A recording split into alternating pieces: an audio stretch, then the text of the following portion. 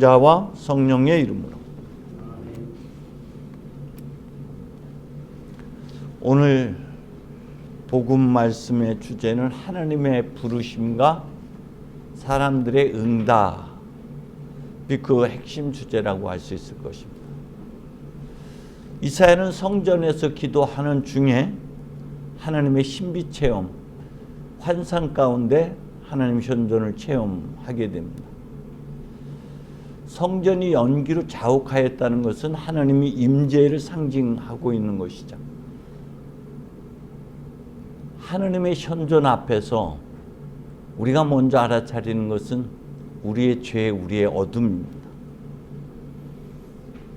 이사야는 많은 이스라엘 백성들의 반역을 알고 있었지만 자기도 죄인이라고는 고백하지 못했는데 이제 하나님 앞에서 자신의 어둠, 주님, 저는 죄인입니다 라고 고백합니다.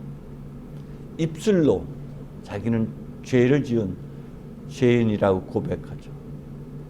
하나님께서 뜨거운 돌집게로 뜨거운 돌을 제단에서 가져다 그의 입술을 대죠. 그리고 이제 너의 죄는 사라졌다고 말씀하십니다. 그것은 제단이 상징하는 하나님의 뜨거운 사랑이죠. 하나님의 뜨거운 사랑은 우리의 죄, 우리의 어둠을 품어 안으십니다. 십자가에서 주님이 두 팔 벌리는 것은 우리 모두를 품어 안는 사랑인 것이죠. 누구를 보낼 것인가 하는 하나님의 탄식의 음성을 듣고 주님은 이사야는 제가 있지 않습니까? 저를 보내주십시오 라고 고백을 합니다. 그렇게 하나님의 부름에 응답하여서 예언자의 길을 가게 되죠. 한편 오늘 제2독서에서는 사도 바울이 자신이 어떻게 사도가 됐는지에 대한 고백이죠. 다마스커스의 길을 가다가 하나님의 불빛을 보게 되고 거기에 꿇어앉게 되고 당신 누구심 사울아 사울아 왜 나를 박해하느냐는 말에 당신 누구냐고 물으니까 네가 박해하는 예수라고 대답합니다. 그리고 사도행전 9장에서 말고 사도행전 26장에서는 가시돋친 채찍에다 발길질을 하다가는 너만 다칠 뿐이다. 자, 일어나 바로 서라. 내가 나타난 것은 너를 내 일꾼으로 삼아 오늘 나를 본 사실과 장차 너에게 보여줄 일들을 사람들에게 증언하게 하려는 것이다 라며 그 길 위에서 큰 빛을 보는 신비 체험을 통해서 하나님의 부르심에 응답하게 되고 그는 사도의 길을 가게 되죠. 그는 예수를 박해하는 죄인이라고 사도행전에서 3번이나 걸쳐서 자신의 죄를 고백하죠. 난 예수를 박해했다. 교회를 박해했던 사람이다. 나는 죄인 중에 죄인이다. 하나님의 현존 앞에서 우리는 자신의 어둠을 보지만 하나님은 한쪽 눈을 감으시고 죄를 보지 않고 그의 됨됨이와 그의 미래를 보고 그를 품어 안고 그를 일꾼으로 삼으시죠. 고린도전서 1장에서 하나님은 정말 똑똑하고 유력하고 능력 있는 사람 부르신 것이 아니라 무기력하고 약하고 보잘것없는 사람들, 죄인들을 불러서 당신의 사역자로 삼으신다는 말씀을 우리는 들을 수가 있습니다. 오늘 복음 말씀에서 먼저 주목해야 될 부분 중에 하나는 예수께서 호숫가에서 사람들이 에워싸여 말씀을 가르치는 중에 두 배를 봅니다. 그리고 그 배에 시몬의 배에 올라서 조금 떼어놓게 하신 다음에 배에 앉아서 가르치시죠. 누가복음과 마르코복음에서는 말씀의 권위가 있었다. 그 말씀의 권위는 악령들이 떠나갔다라고 말하고 있죠. 주님의 가르침, 주님의 교훈, 주님의 말씀은 권위가 있는 것이죠. 그 가르침을 시몬은 귀담아 들었을 것입니다. 그리고 주님께서 배에 오르셨다는 것은 배는 우리 인생을 상징하고 교회를 상징하죠. 말씀이신 주님이 우리 안에서 말씀하고 계시다라고 우리는 이해할 수가 있습니다. 주님은 다양한 방식으로 우리에게 말씀하시죠. 우리가 성찬예 중에, 때로는 우리가 성경을 읽는 중에 하나님의 음성을 들을 수가 있습니다. 하나님께서는 계절과 기후의 변화를 통해서 창조세계의 신비와 아름다움을 통해서 우리에게 말씀하십니다.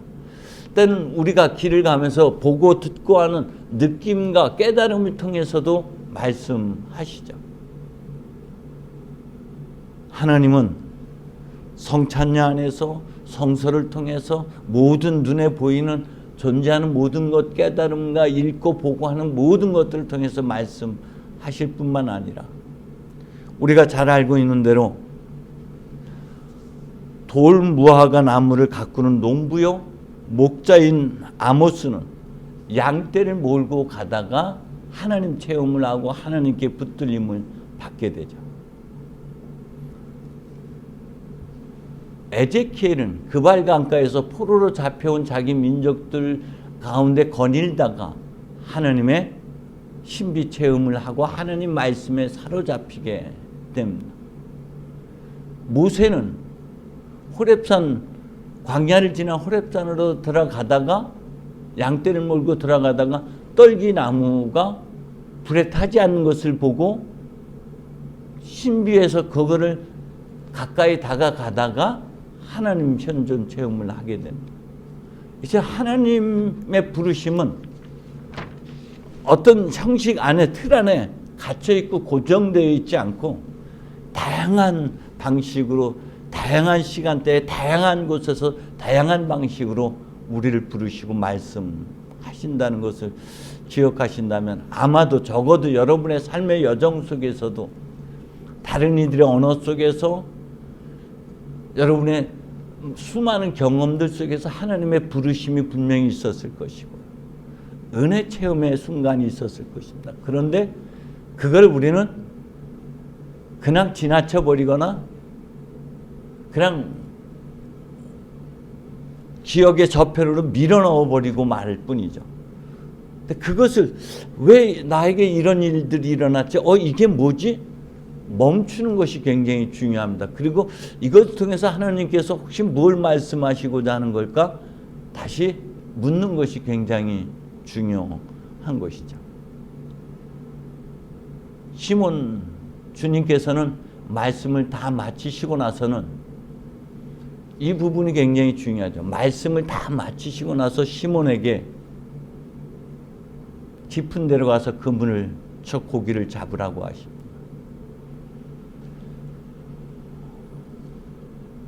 어부입니다. 고기 잡는 데는 이력이 난 사람이고 전문가인데 그 일에 능숙치 못한 랍비 선생이 깊은 데로 가서 그물을 치면 말도 안 되는 소리에 순종하기란 베드로로서는 결코 쉽지 않은 일이에요. 내가 갖고 있는 상식이, 내 경험이 있는데, 근데 그것을 깨트리고 그 판단을 내려놓고 순종하기란 더군다나 밤새 애를 써가지고 한 마리도 못 잡고 허탕을 친 상태에서 이제 다음을 기약함이 그물을 손질하고 있는 그 상황 속에서 순종하기란 쉽지 않았을 겁니다. 그럼에도 불구하고 선생님께서 말씀하시니 그물을 치겠습니다 하며 순종합니다. 이것은 단순히 지금 깊은 데 그물을 쳐라 이 말 한마디가 중요한 것이 아니라 그 전에 배에서의 가르침, 그 말씀이 그를 울리고 그 가슴에서 요동치고 있었던 것이죠. 무언가 큰 울림을 가슴에 안고 있었어요. 그러기 때문에 주님께서 말씀하시는 그 말씀을 부여잡고 순종하겠다고 하는 것이죠. 무엇이 그를 요동치게 했을까요? 아마 여러분들도 성경을 읽는 중에 여러 다양한 경험 속에서 울림이 분명히 있었을 것입니다. 때론 찔림으로 다가왔을 수도 있고요. 근데 그 말씀을 부여잡은 거죠. 그 가르침, 그분의 교훈을 끌어안고 그 말씀에 순종해서 그물을 쳤더니 엄청나게 많은 고기가 걸려집니다. 엄청나게 많은 양의 고기는 베드로뿐만이 아니라 야고보와 요한도 놀라게 만들어요. 여기서 놀랬다라는 것은 하나님의 현존 앞에서 이사야가 고백했던 것처럼 아이쿠 난 죽었구나, 이 고백인 겁니다. 하나님의 현존을 체험했다, 신비를 체험했다는 고백인 거예요. 아모스가 길을 가다가 하늘 앞에 사로잡혔던 것처럼, 그발강가에서 에제키엘이 그 말씀에 사로잡혔던 것처럼, 모세가 길을 가다가 하나님의 은총 체험을 했던 것처럼, 지금 그 많은 양의 물고기를 통해서 하나님 체험을, 신비 체험을 하고 있는 거예요. 언젠가 우리 애들하고 같이 동해 안에 가서 거세게 치는 그 파도를 보면서 와, 그 신비, 그 놀라움 앞에서, 그 경이로움 앞에서 하나님을 찬양할 수밖에 없었는데, 바로 그런 것들이 신비 체험이에요. 하나님 왜 이걸 나한테 보여주셨죠? 이게 뭐죠? 이게 물을 수 있어야 돼. 그래야지 기도로 넘어가는 거고, 그 기도는 응답으로 이어질 수가 있는 것이죠. 그 많은 물고기를 본 시몬 베드로는 놀람하지 않습니다. 이건 사람으로서는 도저히 이루어질 수 없는, 결국 깊은 데 순종했던 결과는 업으로서의 자기 체험, 자기 경험들이 부서지게 만들어요. 산산이 깨어지게 만들죠. 이건 자기 상식으로 경험으로 있을 수 없는 일이 일어난 거예요. 말씀에 순종한 결과는 우리가 생각지도 상상치도 못했던 은혜들로 채워지는 것이죠. 그런데 우리는 얕은 생각에 사로잡혀서 살아가요. 내 생각, 내 경험, 이 우물한 개구리가 되어서 여기에 하나님을 가둬두려고 그래요. 그래서 우리는 더 놀라운 체험들을 못할 때가 많죠.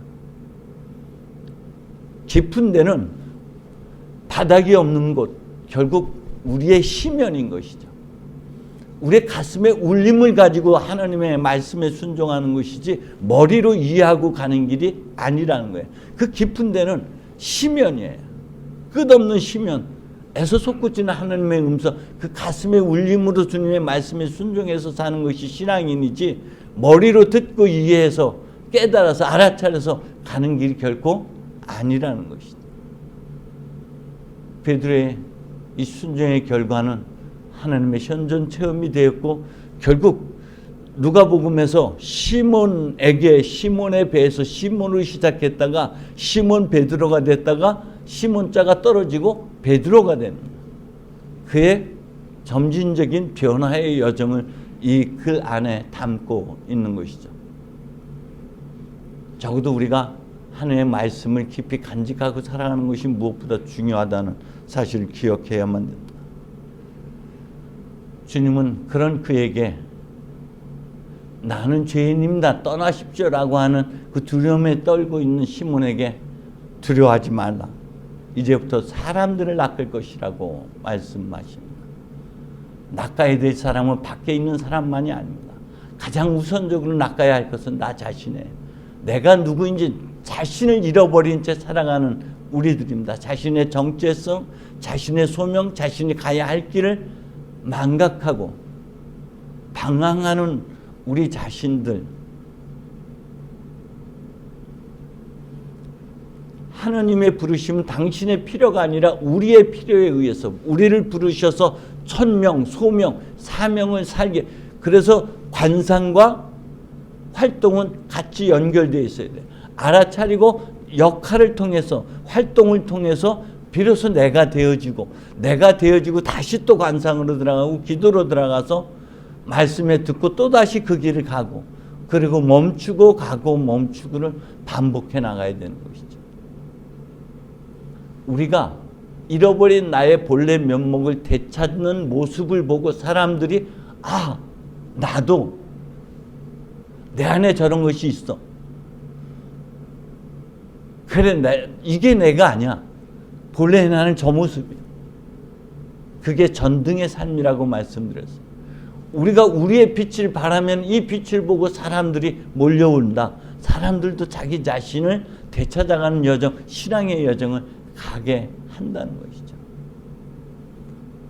저와 여러분 이번 한 주간에도 우리의 경험들을 다시 반추해 볼 필요가 있습니다. 그리고 그때 하나님께서 뭐라고 말씀하셨는지, 그리고 하나님께서 나에게 주어진 소명은 무엇인지, 비로소 알아차릴 때 모든 것을 버리고 떠날 수 있게 되죠. 그렇다면 우리가 버려야 할 건 뭘까요? 내가 버려야 할 것, 내가 떠나보내야 되고 내가 떠나야 할 거기는 어딜까요? 익숙한 것입니다. 익숙한 것으로부터 떠나야 되고 익숙한 것을 버릴 수 있어야 돼요. 한 주간 깊은 묵상과 성찰을 통해서 참된 나를 찾아가는 여러분 그리고 제가 되기를 간절히 소망합니다. 성부와 성자와 성령의 이름으로.